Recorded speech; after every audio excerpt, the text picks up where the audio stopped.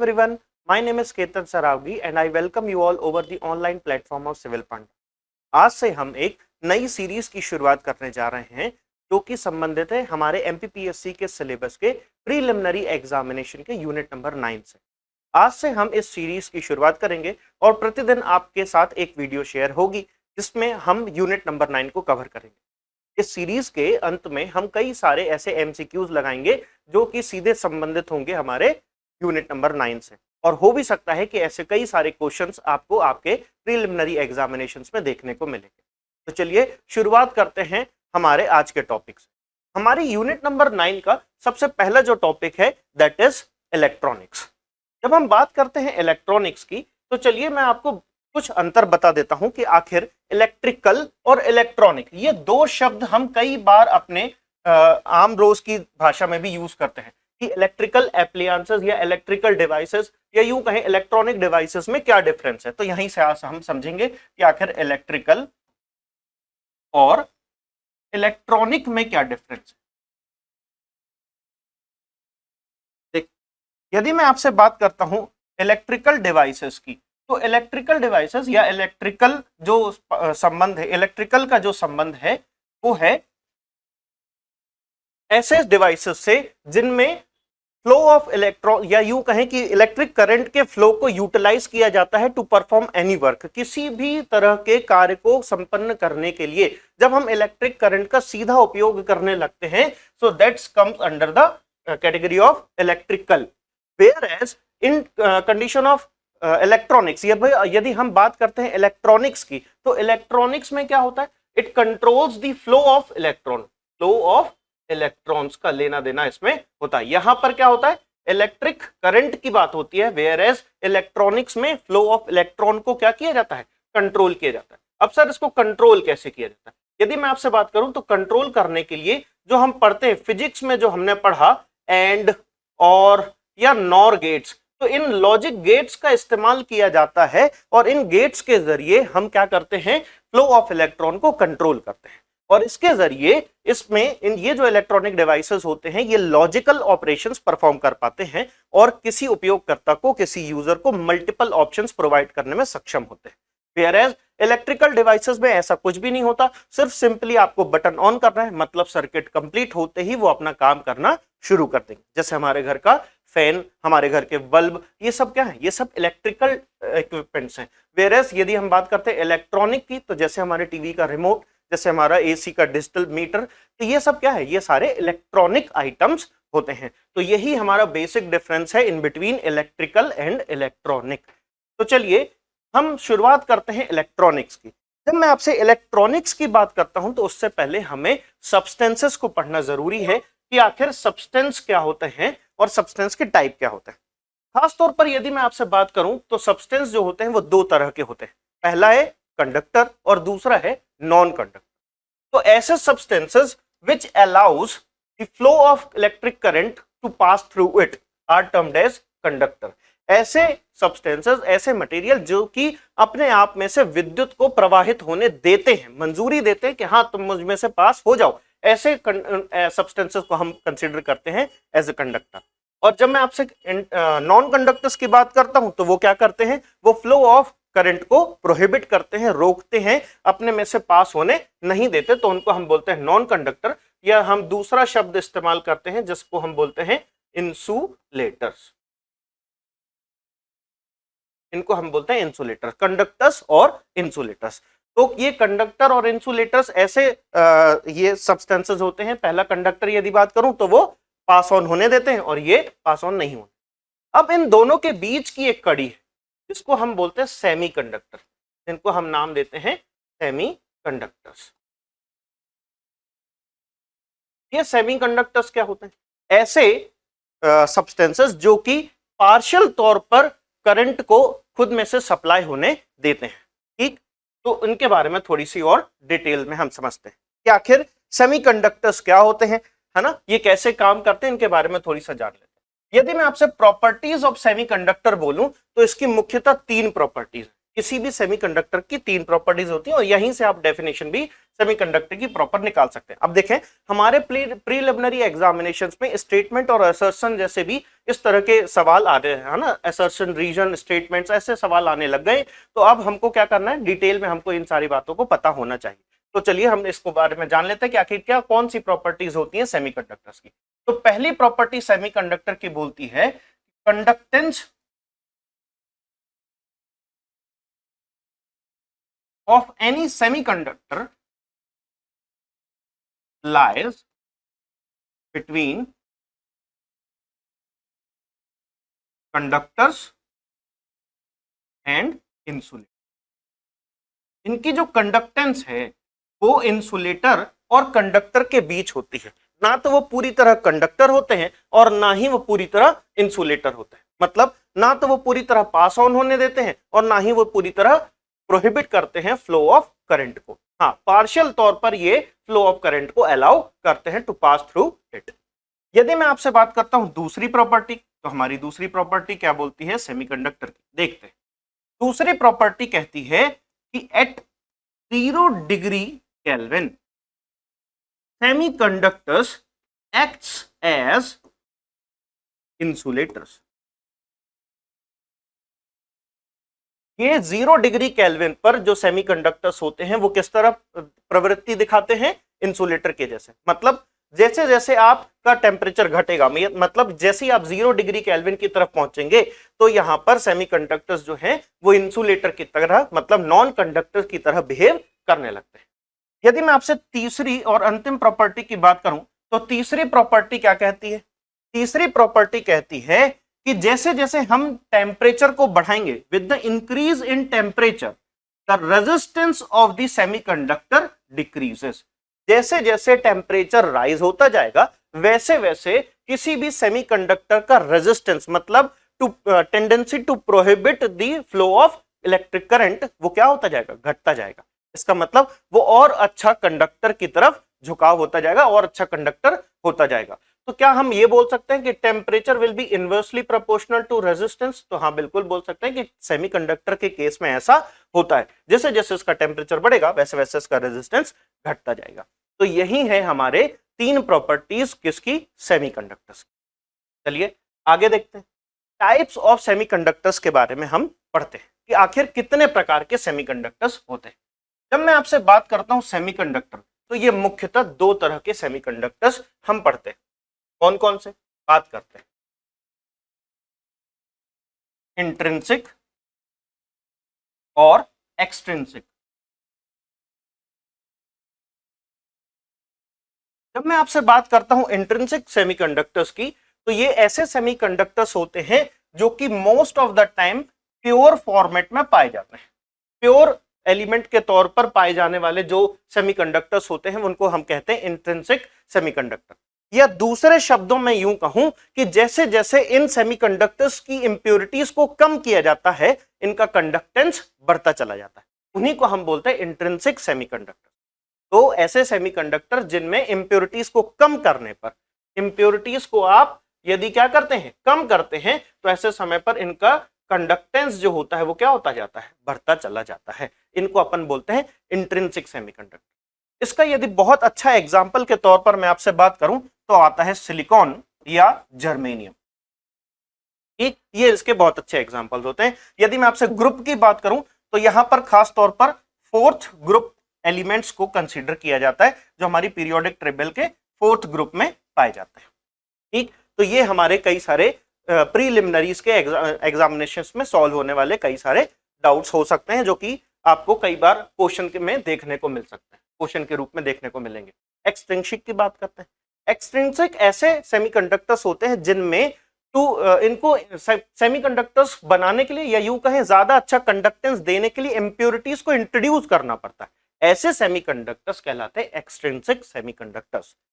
जैसे यदि मैं आपसे बात करूं एक्सट्रिंसिक सेमीकंडक्टर्स, तो कुछ ऐसे सब्सटेंसेस, कुछ ऐसे ओर्स होते हैं या मटेरियल होते हैं जिनमें हमको क्या करना पड़ेगा, अलग से एड ऑन करना पड़ेगी इंप्योरिटीज। और इस एड ऑन करने वाली इंप्योरिटी को और अधिक बढ़ाने के लिए जो टेक्निक इस्तेमाल की जाती है उसको हम शब्द देते हैं डोपिंग, उसको हम शब्द बताते हैं डोपिंग का। ठीक, तो डोपिंग एक टेक्निक होती है जिसके माध्यम से हम किसी सेमीकंडक्टर में ज्यादा से ज्यादा इंप्योरिटीज को बढ़ाते हैं और वो बन जाता है एक्सट्रिंसिक सेमीकंडक्टर। ये एक्सट्रिंसिक सेमीकंडक्टर्स जो होते हैं ये मुख्यतः यदि देखे जाएं तो दो तरह के होते हैं। पहला होता है एन टाइप एक्सट्रिंसिक सेमीकंडक्टर और दूसरा होता है पी टाइप एक्सट्रिंसिक सेमीकंडक्टर। कौन कौन से? एन टाइप और P type. In an type extrinsic semiconductors को हम पेंटावेलेंट के नाम से भी जानते हैं कि क्या? पेंटावेलेंट। और यदि पी टाइप को मैं बात करूं तो हम ट्राईवेलेंट के नाम से भी जानते हैं।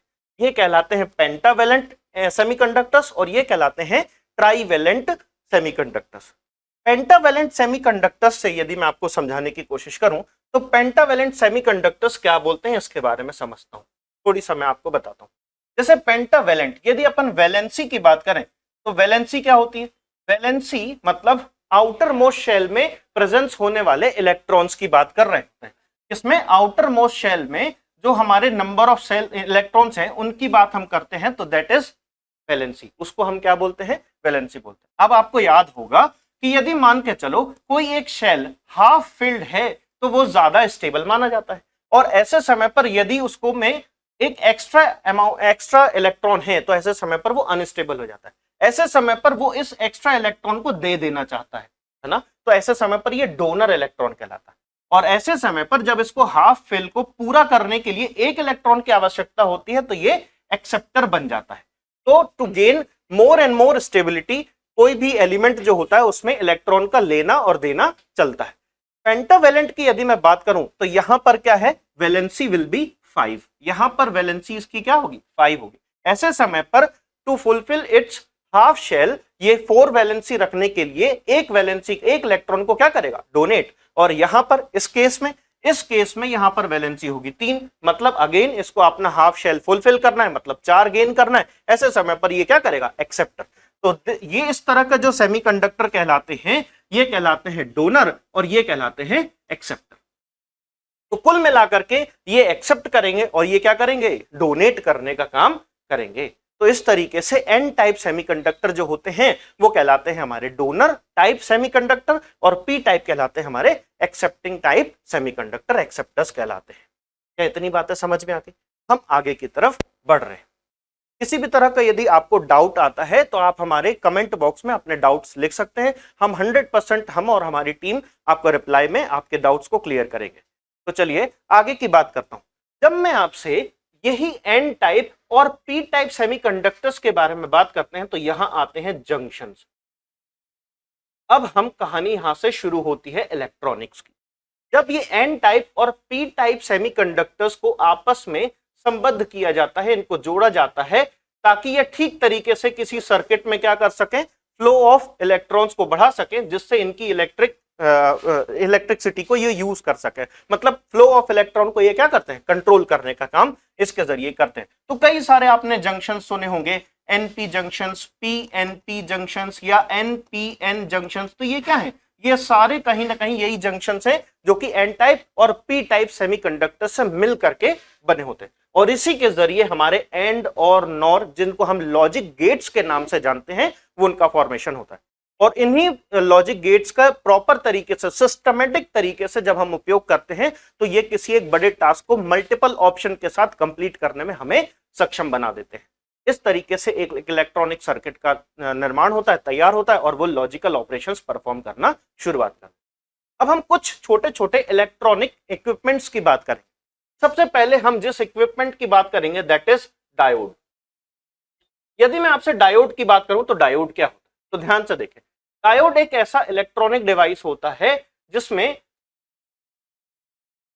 क्या होता है, जब हम इलेक्ट्रिक करंट को सप्लाई करते हैं या फ्लो ऑफ इलेक्ट्रॉन जाते हैं तो वो उस इलेक्ट्रिक करंट को यूनी डायरेक्शनल बनाता है। हमेशा ध्यान रखें, इसकी एक प्रॉपर्टी है कि इसको ये कहीं से भी आए इलेक्ट्रॉनिक करंट को यूनी डायरेक्शनल बनाने में सक्षम होता है।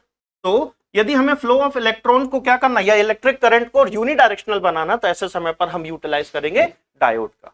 डायोड वैसे तो ढेर सारे प्रकार के होता है। देखिए, यदि मैं आपसे बात करूं तो यहां पर मैं इंगित करना चाहूंगा कि ये डायोड का क्या है, सिंबल होता है। ये डायोड का हम इस तरीके से दिखाते हैं, दर्शाते हैं। तो इसको सदैव ध्यान रखें, क्योंकि हो सकता है कि आपको ऑप्शंस में देख करके पूछें कि डायोड का जो सिंबल है वो कैसा होता है। तो ये हमारा डायोड का सिंबल है।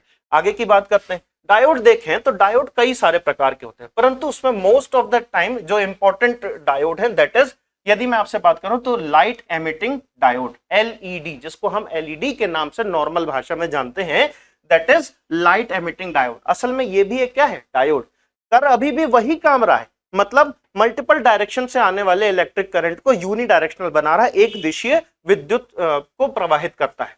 तो अब ये एक्स्ट्रा एनर्जी जो उसमें बचती है, उस एक्स्ट्रा इलेक्ट्रिकल एनर्जी को कन्वर्ट कर देता है किसमें, लाइट एनर्जी में, और इस तरीके से लाइट एमिटिंग डायोड हमारा काम करता है। एक और जो बहुत इंपॉर्टेंट डायोड है दैट इज जेनर डायोड। इस जेनर डायोड को हम कुछ इस तरह से दर्शाते हैं। इस जेनर डायोड को मैंने आपको स्पेशली क्यों बताया, तो ध्यान से समझें। जेनर डायोड की जो विशेषता है, ये एकमात्र ऐसा या कुछ विशेष डायोड्स में से एक ऐसा डायोड है जिसका इस्तेमाल किसी एक फ्लो ऑफ डायरेक्शन जो होता है, इलेक्ट्रिक करंट का जो डायरेक्शन है, फ्लो का जो डायरेक्शन है, उसको रिवर्स करने के काम आता है। बात समझ में आ रही है? मतलब किसी करंट को के फ्लो को रिवर्स डायरेक्शन में सप्लाई करने के लिए हम जेनर डायोड का इस्तेमाल करते हैं। तो इसलिए ये थोड़ा सा ज्यादा स्पेशल हो जाता है और इसलिए ये एग्जाम्स में कई बार पूछा जाता है। अब जब हम दूसरे इक्विपमेंट की बात करते हैं तो दूसरे इक्विपमेंट आता है ट्रांजिस्टर। ट्रांजिस्टर, ये ट्रांजिस्टर क्या होता है, कई सारे लॉजिक गेट्स को जब आपस में जोड़ा गया तब बना क्या, ट्रांजिस्टर। यदि मैं आपसे ट्रांजिस्टर की बात करूं तो इसका सिंबल कुछ इस तरह का होता है। मैं आपको बनाने की कोशिश करता हूं, इसको दिखाने की कोशिश करता हूं ये कैसा दिखाई देता है, तो ध्यान से देखें।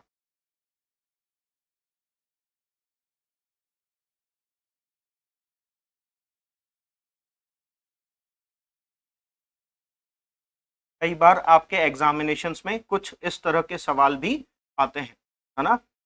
कुछ इस तरह का दिखने वाला ये एक डिवाइस होता है। ये डिवाइस क्या करता है, इस डिवाइस की खासियत है कि ये डिवाइस एम्प्लीफिकेशन का भी काम कर सकता है, साथ ही साथ ये करंट के फ्लो की स्विचिंग भी कर सकता है।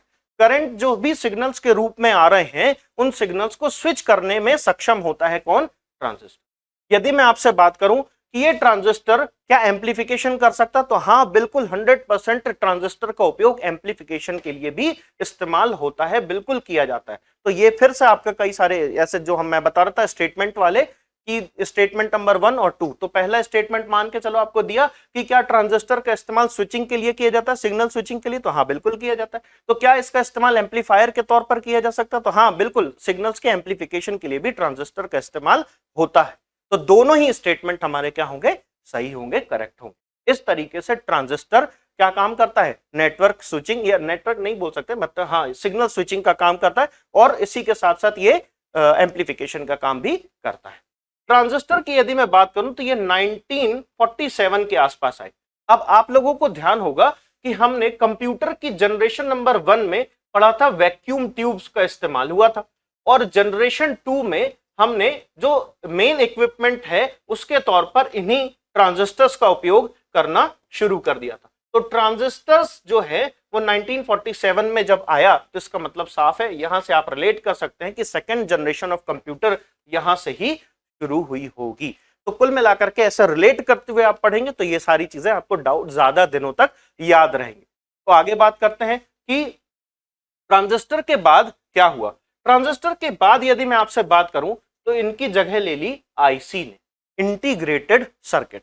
कई सारे ट्रांजिस्टर्स को आपस में जोड़ा गया, संबद्ध किया गया, और किसी एक टास्क को परफॉर्म करने के लिए यदि इनको बनाया गया तो वो कहलाए IC, integrated circuit.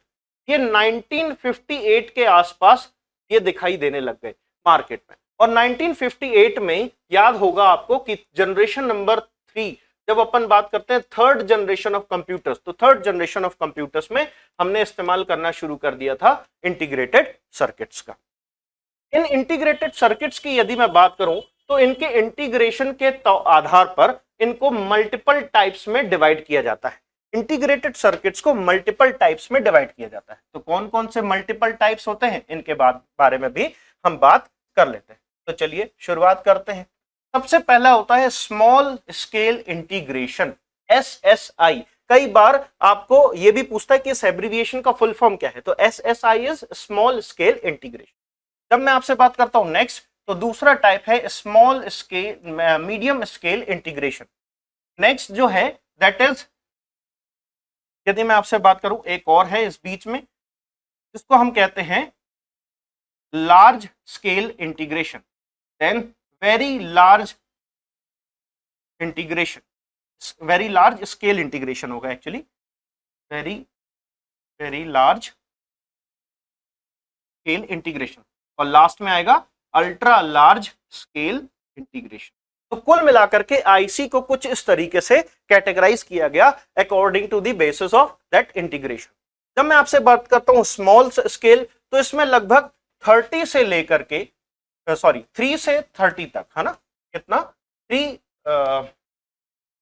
Logic gate से 30 लॉजिक गेट्स को आपस में जोड़ा जाता है, तब संबद्ध किया जाता है, तब वो कहलाती है आईसी किस स्केल की, स्मॉल स्केल। जब हम इसकी बात करते हैं 30 से 300, ये मैंने आपको याद करने के लिए रेंज बताई है, लगभग यही रेंज इसकी होती है। अलग अलग राइटर थोड़ा अलग अलग लिख देते हैं। लार्ज स्केल जो होगी वो 300 से 3000 के आसपास जाएगी। 3000 से 30,000 के आसपास जाने वाली जो रेंज कहलाती है वो वेरी लार्ज स्केल इंटीग्रेशन कहलाती है, और अबव 30,000 जो कहलाती है वो क्या कहलाती है, वो ultra large scale integration IC कहलाती है। इस तरीके से हमने आईसीज का भी कैटेगराइजेशन देख लिया कि आईसीज कितने तरह की होती हैं, आईसी क्या होती है। अब ध्यान से समझें, इन आईसी का इस्तेमाल किस लिए होता है। इन आईसीज का इस्तेमाल कई लॉजिकल और अर्थमेटिकल ऑपरेशंस को परफॉर्म करने के लिए किया जाता है। लॉजिकल और अर्थमेटिकल, क्या इन दो शब्दों से आपको कोई बात याद आ रही है? यदि मैं आपको याद दिलाऊं, तो इसके जरिए मैंने आपको बताया था कि जो हमारे कंप्यूटर में माइक्रो प्रोसेसर्स होते हैं, जो हमारे कंप्यूटर में माइक्रो प्रोसेसर्स होते हैं, तो वो माइक्रो प्रोसेसर्स भी क्या है, अल्टीमेटली दे आर आईसी। वो ALU जो अर्थमेटिकल लॉजिकल ऑपरेशंस परफॉर्म करने वाला जो यूनिट था, वो अल्टीमेटली उसके अंदर क्या लगा हुआ, आईसी। इसी को बोलते हैं माइक्रो प्रोसेसर, और यही माइक्रो प्रोसेसर्स हमारे सारे अर्थमेटिकल और लॉजिकल ऑपरेशंस को परफॉर्म करता है इन एनी कंप्यूटर। और बस यहीं से शुरुआत हो गई हमारे इलेक्ट्रॉनिक्स और कम्युनिकेशन टेक्नोलॉजी की। इस तरीके से हम धीरे धीरे आईसीटी की तरफ बढ़ते चले गए। बस एक और इक्विपमेंट है जो रह गया, उसके बारे में भी मैं आपको थोड़ी सा बता देता हूं, कैपेसिटर। यदि मैं आपसे कैपेसिटर की बात करूं, तो कैपेसिटर क्या होता है? यह भी इलेक्ट्रॉनिक आइटम्स में यूज होने वाला काफी अहम, काफी इंपॉर्टेंट इक्विपमेंट है, जिसको हम कुछ इस तरीके से दर्शाते हैं। तो ध्यान से समझें, यदि हम किसी कैपेसिटर को किसी सर्किट में जोड़ते हैं, तो इस कैपेसिटर की टेंडेंसी होती है कि ये इलेक्ट्रॉनिक या इलेक्ट्रिक चार्ज को या इलेक्ट्रिक करंट को होल्ड कर सकता है। कैपेसिटर होती है, इसके अंदर एक कैपेसिटी होती है कि ये इलेक्ट्रिक करंट को होल्ड कर सकता है in the form of charge. Charge के रूप में क्या कर सकता है, उसको होल्ड कर सकता है। तो ध्यान से समझना, जब मैंने इसमें बैटरी कनेक्ट करी, तो इलेक्ट्रॉन्स जो हैं वो नेगेटिव टू पॉजिटिव चलने की कोशिश करेंगे, और वहीं उसके अपोजिट डायरेक्शन में करंट जो होगा वो फ्लो होगा। मतलब यदि मैं आपसे करंट बोलूं तो ऐसे चलेगा, और इलेक्ट्रॉन बोलूं तो कुछ इस तरीके से आगे बढ़ेंगे। क्या ऐसा ही है? आगे बढ़ते जब मैं देखता हूं, तो यहां पर इस वाले एंड पर कैपेसिटर के क्या होगा, इलेक्ट्रॉन्स का डिपोजिशन ज्यादा हो जाएगा, और इस तरफ इलेक्ट्रॉन का डिपोजिशन कम हो जाएगा।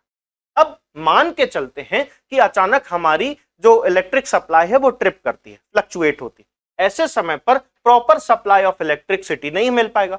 ऐसे समय पर कैपेसिटर यदि लगा होगा, तो वो फ्लो ऑफ इलेक्ट्रॉन को क्या करता है, मेंटेन कर देगा, और हमारा इलेक्ट्रॉनिक एप्लायंस खराब नहीं होगा।